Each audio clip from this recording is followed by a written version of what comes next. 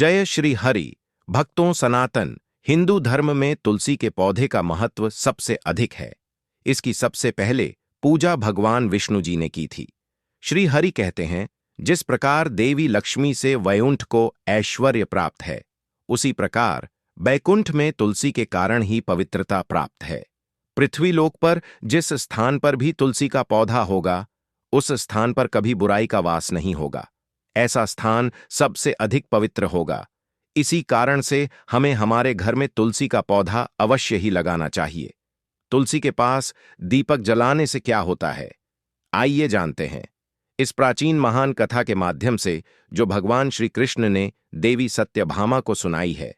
दोस्तों, एक समय की बात है, देवी सत्यभामा भगवान श्री कृष्ण के पास आकर उनसे पूछने लगी, हे स्वामी, आपने मुझे तुलसी के पौधे को जल देने का महात्मा सुना दिया है, लेकिन तुलसी के पास दीपक जलाने का क्या महत्व है? रोज शाम को तुलसी के पास दीपक क्यों जलाया जाता है? इससे मनुष्य को कौन सा फल प्राप्त होता है? तुलसी के पास दीपक जलाने की विधि क्या है तथा दीपक लगाते समय कौन से मंत्र का उच्चारण करना चाहिए? कृपया आप मुझे विस्तार से बताइए। भगवान श्री कृष्ण कहते हैं, हे देवी, आज तुमने समस्त संसार के कल्याण की भावना से बहुत ही उत्तम प्रश्न किया है। तुम्हारे इस प्रश्न का उत्तर देने से पूर्व मैं तुम्हें एक प्राचीन इतिहास सुनाता हूं, जिससे तुम्हें तुम्हारे सभी प्रश्नों के उत्तर मिल जाएंगे। लेकिन दोस्तों, अगर आप भी चाहते हैं कि आपके ऊपर और आपके पूरे परिवार के ऊपर माता लक्ष्मी का आशीर्वाद सदैव बना रहे, तो इस वीडियो को एक लाइक करें और आपके अपने चैनल को सब्सक्राइब करें और कमेंट बॉक्स में जय माता लक्ष्मी लिखना ना भूलें। शाम के समय तुलसी के पास दीपक जलाने से जो पुण्य मिलता है, उसी का वर्णन मैं इस कथा में करूंगा। इसलिए इस कथा को ध्यान से सुनो। इसे सुनने मात्र से ही 100 वर्षों तक तुलसी के पास दीपक जलाने का फल मिलता है। देवी सत्यभामा ने भगवान श्री कृष्ण से कहा, हे प्रभु, मैं इस कथा को सुनने के लिए बहुत उत्सुक हूं। कृपया इसे मुझे सुनाइए। मैं इसे पूरे ध्यान से सुनूंगी। तब भगवान श्री कृष्ण ने देवी सत्यभामा को कथा सुनानी शुरू की। उन्होंने कहा, हे देवी, यह बात प्राचीन काल की है। दक्षिण दिशा में तुंगभद्रा नाम की एक विशाल और पवित्र नदी बहती है। उसी नदी के किनारे हरिहरपुर नाम का एक अत्यंत सुंदर नगर बसा हुआ था। उस नगर में हरि दीक्षित नाम के एक ब्राह्मण रहते थे। वे बहुत ही गुणवान, चरित्रवान और धर्मपरायण व्यक्ति थे। वेदों और शास्त्रों के मार्ग पर चलने वाले थे और उन्होंने समस्त शास्त्रों का अध्ययन कर रखा था। हरि दीक्षित की पत्नी का नाम लोग चारा कहकर पुकारते थे। उसका स्वभाव उसके नाम के अनुरूप ही था। वह हमेशा अपने पति का अपमान करती रहती थी, पति को बुरी तरह ताने देती और उसे दुख पहुंचाती थी। वह अपने पति के लिए कभी भी खाना नहीं बनाती थी और न ही उसके साथ स्नेह से पेश आती थी। उसने अपने पति के साथ कभी प्रेम पूर्वक व्यवहार नहीं किया। जब भी पति के मित्र या परिवार के लोग घर आते, वह उन्हें अपमानित करके भगा देती थी। वह स्त्री स्वयं गलत संगति में रहती थी और हमेशा काम वासना में डूबी रहती थी।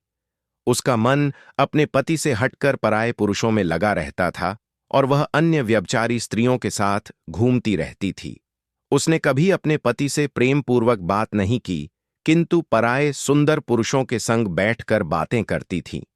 पराये पुरुषों को मोहित करने के लिए सज-धज कर गांव में घूमने जाया करती थी।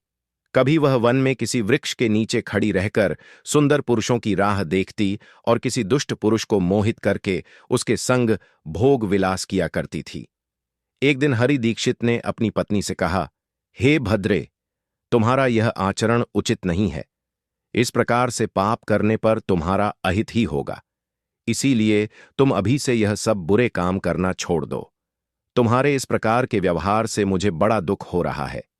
तब उस दुराचार स्त्री ने कहा, न जाने किस पाप के कारण मेरा तुझ जैसे भीखमंगा के साथ विवाह हुआ है। लगता है पिछले जन्म में मैंने पाप ही किए होंगे। इसी कारण से मुझे ऐसा गरीब पति मिला है। तू मेरी भी इच्छा को पूर्ण नहीं कर सकता। मुझे विवशता के कारण तेरी इस झोपड़ी में रहना पड़ता है। भिक्षा में लाया हुआ भोजन खाना पड़ता है और अधिक मैं इस कष्ट को सहन नहीं करने वाली। किसी दिन मैं तुझे छोड़कर अवश्य चली जाऊंगी। तेरे साथ रहूंगी तो इस जन्म में भी मेरे द्वारा पाप ही होंगे। इसलिए अब मैं किसी अन्य धनवान पुरुष से विवाह करूंगी। हरि दीक्षित ने अपनी पत्नी से कहा, हे प्रिय, तुम इस प्रकार के अपशब्द न कहो। इस प्रकार से अपने पति को त्यागने का विचार मन से छोड़ दो। जो स्त्री अपने पति को त्याग कर पराए पुरुष के पास जाती है उसका अहित ही होता है, उसे नरक में जाना पड़ता है। उस दुराचारी पत्नी ने कहा, नरक में तुम्हें जाना पड़ेगा, क्योंकि तुम कोई काम धंधा तो करते नहीं, भीख मांगकर खाते हो और मुझे भी झूठ खिलाते हो।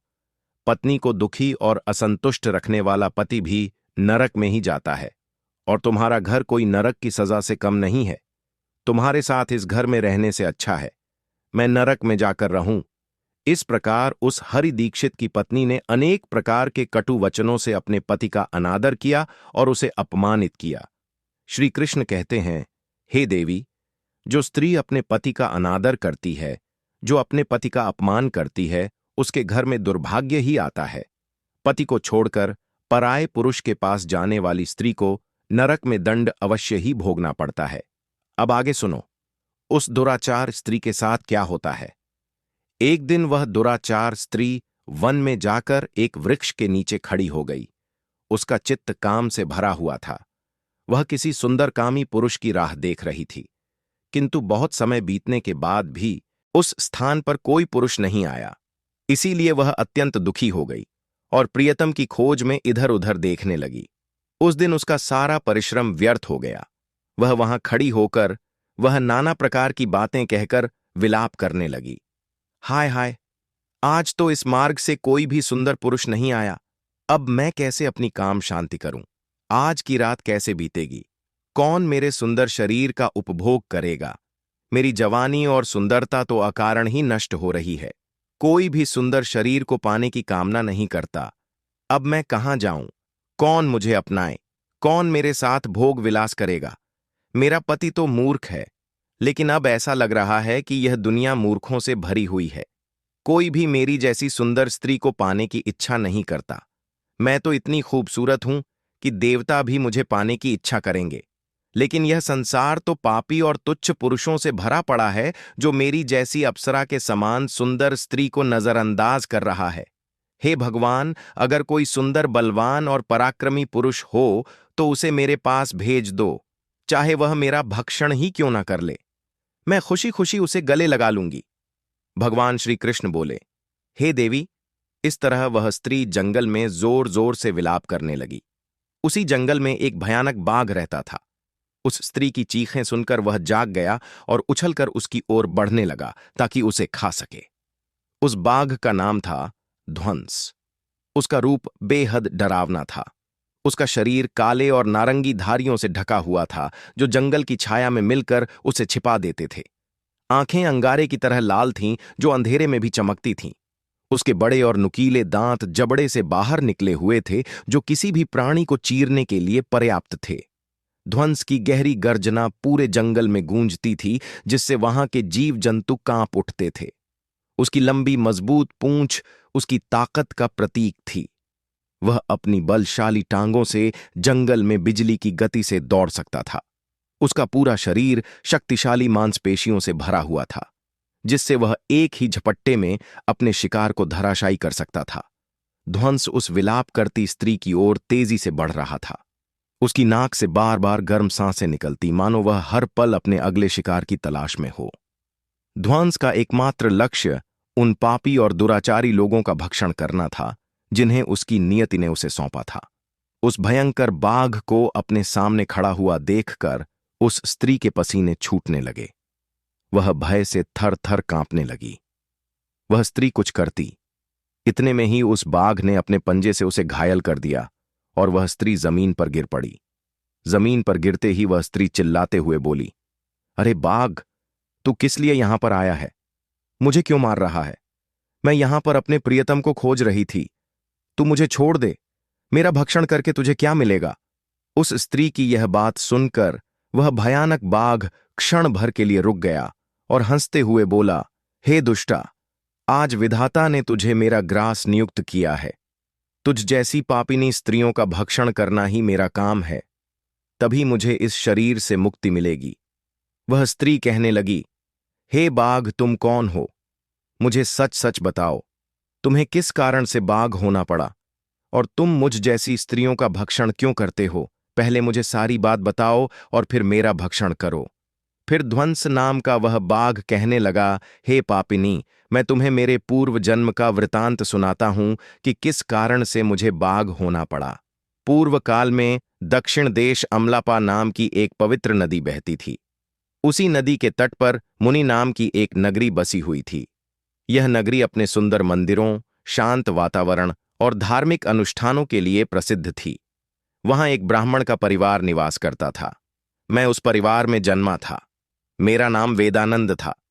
मेरे पिता एक आदर्श ब्राह्मण थे जो यज्ञ हवन और धार्मिक अनुष्ठानों का पालन करते थे।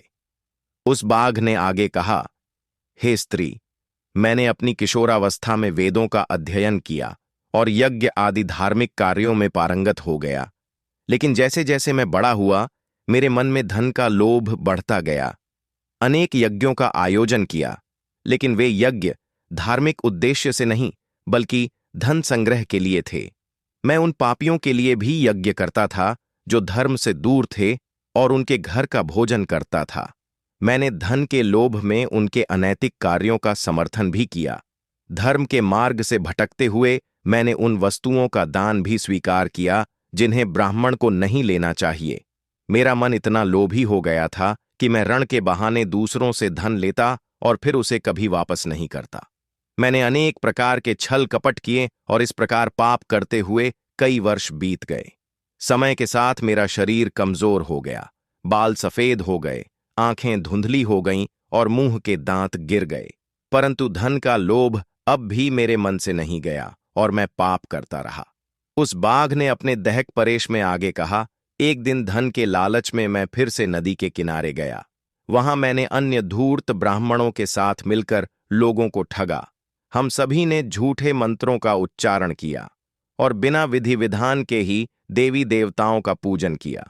इसका उद्देश्य केवल अधिक से अधिक धनदान में प्राप्त करना था। हमने लोगों को धर्म के नाम पर धोखा दिया। उस दिन मैंने काफी धन एकत्र किया, लेकिन उसी समय मेरे साथ एक भयानक घटना घटी। मैं उसी दिन नदी के तट पर बैठा हुआ था। तभी एक बीमार और भटकता हुआ कुत्ता मेरे पास आया। मैंने उसे दुत्कार कर भगा दिया, लेकिन वह क्रोध में आकर मेरे पैर में काट बैठा। मैं मूर्छित होकर वहीं गिर पड़ा। उसी क्षण मेरे प्राण निकल गए। मेरी मृत्यु के बाद यम के 2 दूत प्रकट हुए। वे काले और भयानक रूप वाले थे और उनके हाथों में जंजीरें थीं। उन्होंने मुझे पकड़ लिया और यमपुरी की ओर ले गया। यमपुरी में मुझे यमराज ने अपने दिव्य सिंहासन से चित्रगुप्त को आदेश दिया कि वे मेरे कर्मों का लेखा जोखा प्रस्तुत करें। चित्रगुप्त ने बड़े ही गंभीर स्वर में कहा, हे धर्मराज, यह ब्राह्मण जिसका नाम वेदानंद था ने अपने जीवन में घोर पाप किए हैं। इसने धर्म के नाम पर लोगों को ठगा, झूठे मंत्रों का उच्चारण कर यज्ञ किया और भगवान का अपमान किया। यह धन के लालच में धर्म से दूर हो गया।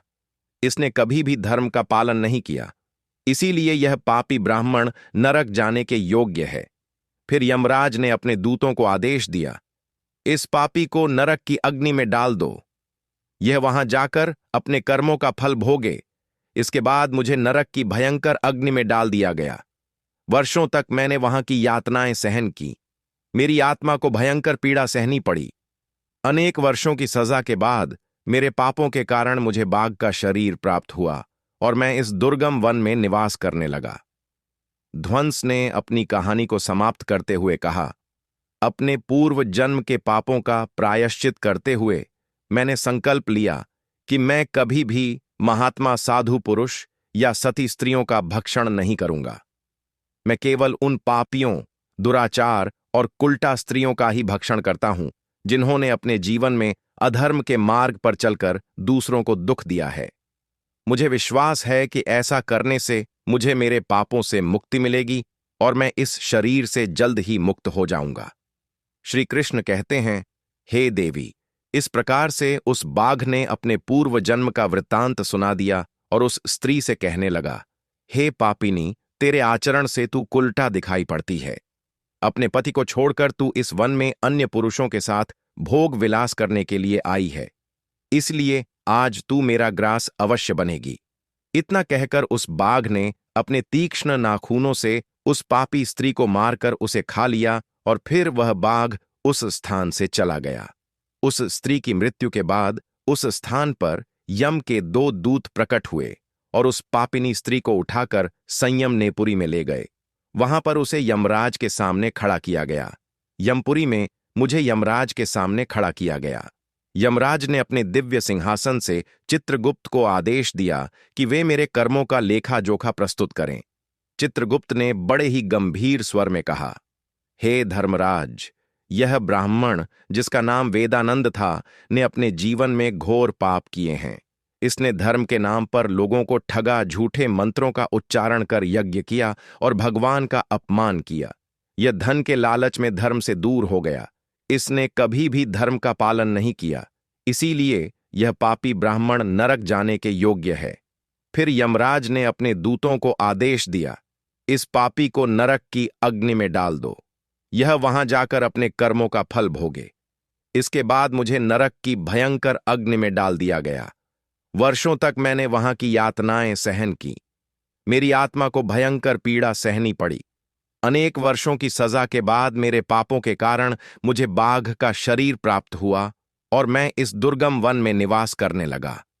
ध्वंस ने अपनी कहानी को समाप्त करते हुए कहा, अपने पूर्व जन्म के पापों का प्रायश्चित करते हुए मैंने संकल्प लिया कि मैं कभी भी महात्मा साधु पुरुष या सती स्त्रियों का भक्षण नहीं करूंगा। मैं केवल उन पापियों, दुराचार और कुल्टा स्त्रियों का ही भक्षण करता हूं जिन्होंने अपने जीवन में अधर्म के मार्ग पर चलकर दूसरों को दुख दिया है। मुझे विश्वास है कि ऐसा करने से मुझे मेरे पापों से मुक्ति मिलेगी और मैं इस शरीर से जल्द ही मुक्त हो जाऊंगा। श्री कृष्ण कहते हैं, हे देवी, इस प्रकार से उस बाघ ने अपने पूर्व जन्म का वृतांत सुना दिया और उस स्त्री से कहने लगा, हे पापिनी, तेरे आचरण से तू कुलटा दिखाई पड़ती है। अपने पति को छोड़कर तू इस वन में अन्य पुरुषों के साथ भोग विलास करने के लिए आई है, इसलिए आज तू मेरा ग्रास अवश्य बनेगी। इतना कहकर उस बाघ ने अपने तीक्ष्ण नाखूनों से उस पापी स्त्री को मारकर उसे खा लिया और फिर वह बाघ उस स्थान से चला गया। उस स्त्री की मृत्यु के बाद उस स्थान पर यम के 2 दूत प्रकट हुए और उस पापिनी स्त्री को उठाकर संयमनीपुरी में ले गए। वहां पर उसे यमराज के सामने खड़ा किया गया।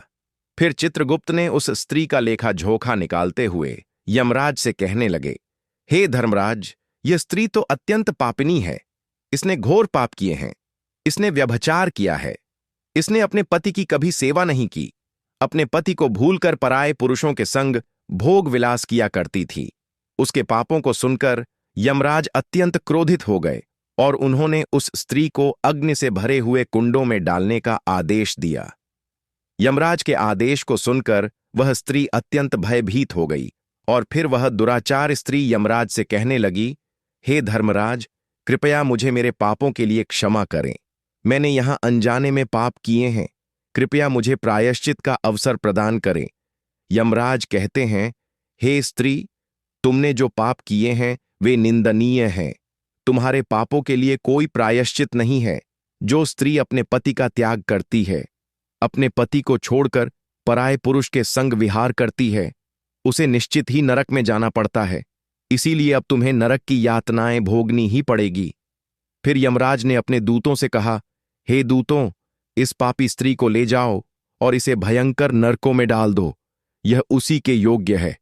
फिर यम के दूत उस स्त्री को नरक में ले जाते हैं। फिर अनेक वर्षों तक उसे जलते हुए तेल के कुंड में पकाया गया। फिर उसे निकालकर रव नामक नरक में डाल दिया गया। इस प्रकार से उसे अनेक वर्षों तक अलग अलग नरकों में डाला गया। नरक में कष्ट भोगने के बाद वह महापाप स्त्री पुनः लोक पर आकर चांडाल के रूप में उत्पन्न हुई। चांडाल के घर में जन्म लेकर वह फिर से अनेक पाप करने लगी, व्यभिचार करने लगी, अनेक पापी पुरुषों के संग विहार करने लगी। फिर कुछ समय बाद पूर्व जन्म के पापों के कारण उसे कोढ़ का रोग हो गया और वह भयानक पीड़ा सहन करने लगी। उसका अंग अंग जलने लगा। उसके नेत्रों में पीड़ा होने लगी। इस दुख को सहन करती हुई वह दिन बिताने लगी। फिर एक दिन वह तीर्थ में स्नान करने के उद्देश्य से अंतपुर में चली गई। वहां पर वह एक आश्रम के बाहर निवास करने लगी। उस आश्रम में एक तुलसी का पौधा था। अन्य स्त्रियों को वहां पर तुलसी के पास दीपक जलाते हुए देखकर उस पापी स्त्री को बड़ा आश्चर्य हुआ। फिर एक दिन वहां पर निवास करने वाले एक साधु से उस स्त्री ने पूछा, हे साधु महाराज, यह कौन सा पौधा है और यह स्त्रियां इसके नीचे दीपक क्यों जला रही हैं? तब उस साधु ने कहा, हे कल्याणी, यह अत्यंत पवित्र तुलसी का पौधा है। इसके दर्शन करने मात्र से ही संकटों का नाश होता है। इस तुलसी को जल देने से देवी देवताओं की कृपा प्राप्त होती है तथा इस वक्तित पौधे के पास दीपक जलाने से समस्त पाप नष्ट होते हैं। उस साधु की बात सुनकर उस स्त्री को बड़ी प्रसन्नता हुई और उसने साधु से कहा, हे साधु महाराज, यदि कोई अत्यंत पापिनी स्त्री भी इसके पास दीपक जलाएगी तो उसके पाप नष्ट होंगे।